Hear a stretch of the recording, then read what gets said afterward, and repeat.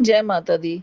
अक्सर देखा जाता है कि घरों के आसपास बिल्डिंग्स में दीवारों की दरारों में जो है वो पीपल अपने आप उग जाता है। अभी मैंने देखा कि हमारे यहाँ थोड़े दिन पहले कुछ महीनों पहले फ्लाईओवर बना था, तो फ्लाईओवर की दीवारों में जो बड़े-बड़े पत्थर लगाए हैं उनमें से भी पीपल उगा हुआ है। तो ये कहीं भी उग जाता है, ठीक है? इसको उखाड़ना हम लोगों में थोड़ा-सा वहम मानते हैं, थोड़ा डरते हैं क्योंकि इसकी पूजा की जाती है ना? तो मैं आपको बहुत आसान तरीका बताती हूँ कि अगर आपके घर के आस-पास बिल्डिंग में, आपके ऑफ़िस में, कहीं पर भी छत पे, दीवार में, कहीं पे भी पीपल उग जाता है, तो आपको क्या करना है? सबसे पहले आपको शनिवार के दिन का इंतज़ार करना है और सूरज निकलने के बाद नहा धोकर सबसे पहले आपने यही काम करना है उस दिन। सबसे पहले आप पूजा करेंगे पीपल के पेड़ की जहाँ पर वो लगा है, उसको दूध, गंगा जल, स्वच्छ जल उसको अर्पण करेंगे, ठीक है? और एक दीपक लगाएँगे तेल का, घी का नहीं लगाना, तेल का लगाना है, पीपल को हमेशा तेल का दिया लगता है। पीपल को दिया लगा के आपने उनकी प्रार्थना करनी है और उनको आपने अपनी मजबूरी बतानी है, आपने पूरी बात बतानी है। जैसे फॉर एग्ज़ाम्पल मैं आपको बोल के बताती हूँ कि हे पीपल देवता, आप मेरे घर की इस दीवार के अंदर उग गए हो, मुझे अपने घर को बाहर के जीव-जंतुओं से या इसको खराब होने से बचाना है, इसके लिए मुझे आपको यहाँ से निकालना होगा और यहाँ पर आपको निकालने के बाद सीमेंट भर के मुझे इस जगह को पक्का करना होगा। यह जगह आपके लिए उपयुक्त नहीं है, यहाँ पे आपको सूरज की रोशनी और जल अच्छे से नहीं मिलेगा। मैं आपको यहाँ से ले जाकर ऐसी जगह लगाऊँगी जहाँ पे आपको ज़मीन मिलेगी, पानी मिलेगा और खुली साँस आप ले सकोगे, आप फल-फूलोगे, आपकी छाया लोगों को मिलेगी। इस तरह से आपने पूरी भावना बता के एक मंत्र बोलना है, ओम नमः वट वृक्षाय नमः। हे देव वृक्ष हमें क्षमा करें, हमें आपकी मजबूरी के चलते हमें आपका स्थान, आपकी जगह बदलनी पड़ रही है। हम आपको यहाँ से ले जाकर दूसरी जगह स्थापित करने लगे हैं। तो ये इस तरह से बोलते हुए आपने पूरी बात अपनी बोलनी है। मैं अंत में आपको एक छोटी-सी स्टोरी भी सुनाऊँगी इससे जुड़ी हुई।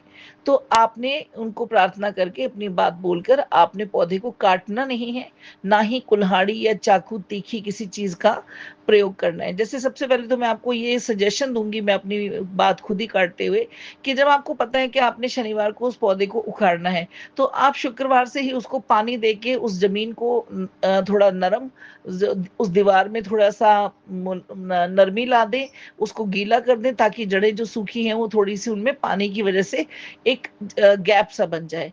अब आपने उसको चाकू या कुल्हाड़ी या खुरपी से नहीं निकालना, आपने धीरे-धीरे हाथ से उन जड़ों को खींचना है और अगर आपको ऐसा लगता है कि जड़ें बहुत गहरी हो गई हैं, निकालना असंभव है, तो भी आपने धीरे-धीरे खींचते हुए उनको बाहर निकाल के चाहे आपको दिख भी गया कि जड़ नहीं आई, ऊपर का टहना ही जो है वो आ गया, तो भी आपने उस टहनी को ज़मीन में एक बार लगाना ही लगाना है।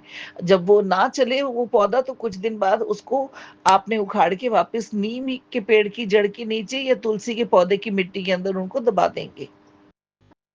जिस जगह से आप पीपल का पेड़ निकालेंगे, वहाँ पे आपको गौमूत्र का छिड़काव करना है, गंगा जल छिड़कना है और थोड़ी मिट्टी डाल के उसको समतल कर देना है ताकि वहाँ पर कोई उसके ऊपर पैर गिर ना रखे या कोई और अब जैसे कोई भी गलत चीज़ उसके ऊपर ना गिर जाए। मतलब थोड़े दिन के लिए आपने पवित्रता का ध्यान रखना है।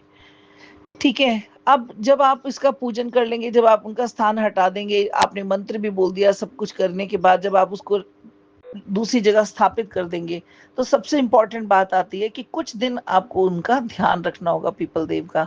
आपको जाके पानी भी देना पड़ेगा, है ना? थोड़े दिन आपको उनका ध्यान रखना होगा। ऐसे नहीं कि बस निकाला, लगाया, प्रोसेस किया और उसके बाद छोड़ दिया।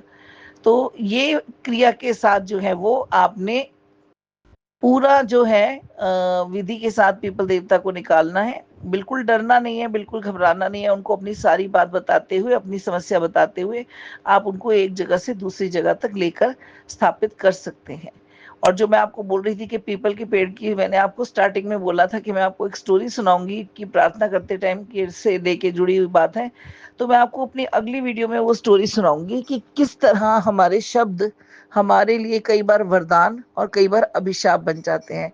तो अगली जो मेरी वीडियो है उसमें मैं आपको माँगना एक कला है, कैसे माँगा जाता है ईश्वर से, वो आपको मैं बताऊँगी। धन्यवाद।